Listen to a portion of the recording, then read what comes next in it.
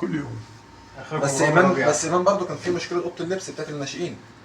بتاعت ايه؟ لما شتم صالح الخطيب وصالح سليم. لا اسالوه اتعمل فيه ايه؟ تمام. واسالوا كهرباء اتعمل فيه ايه؟ تمام. انا بعلق بالرجلين. كان في وقعه شهيره الزمالك اصلاحه تهذيبه مع المستشار. هو يعني كانت في المغرب مع غرفه الملابس. مدحت. لا ما كان مدحت عبد الهادي.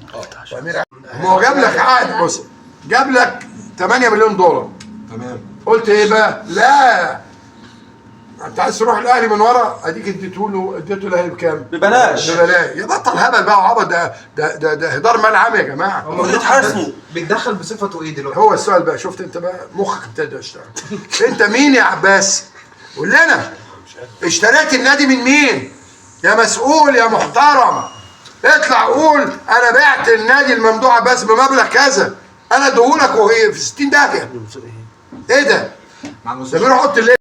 ده بتاع الزمالك، هم اللي فرطوا فيه. تمام. تمام واحد. ادي واحد. اثنين اجيب حسين الشحات. حسين الشحات تجيب طبعا. الزمالك؟ طبعا اجيب ابوه. ده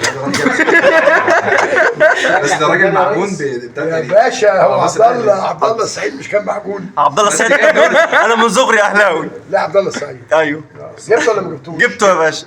ترجع فرجاني يا ريس؟ يا باشا فرجاني ساسي ده لاعب محترم جدا جدا جدا. بيقعدوه مع واد اسمه ابراهيم عبد الله ابراهيم بقه. مين ابراهيم بقه دوت؟ اخوه في صاله قمار متجوز بنت احمد سليمان. يا باشا احنا العزبه تقريبا الونش راح. في انباء بيقولوا الونش مصطفى محمد اللي معاه المستشار بيقولوا برضه في تفاوض مع مصطفى محمد. هل كده الاهلي بيسعى لضم كل لعيبه الزمالك؟ هو مصطفى محمد لو خدوه ده مش من الزمالك. طيب بس هل زي ما انا بقول اهو مؤمن واخدينه من انبي. الواد اسمه ايه ده اللي بيعمل شعره زي شعر مراته ده اسمه ايه؟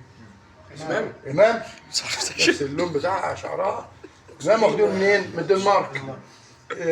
كهرباء واخدينه منين؟ هي زيزو تعتبر اول صفقه في التاريخ دايركت مباشر. كان ساعتها رضع معاه البيان. مشاكل. في حالات اللي بقول لك اسمعوا. سامعك والله. الكلام ده قالوا فين؟ في المحكمه. هو قال ان انا عندي عيان. يا باشا قال له في المحكمه. المحكمه قالت له ايه؟ وريني كده. لا العقد سليم ادفع. جميع درجات التقاضي. بلاش الهبل ده. يعني كهربا كان عقده سليم. بقول لك الكلام ده راح قاله في المحكمه. مش محكمه واحده. انت عارف استئناف وتزاق كل ده. البطل هبل يالا. اتكل على الله. ده مرتضى اللي دافع لك نفقت مراتك الثانيه.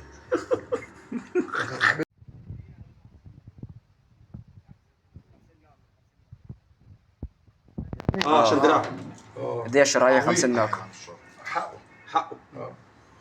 هو بس هو المسؤوليه الجنائيه لا تقع على مين؟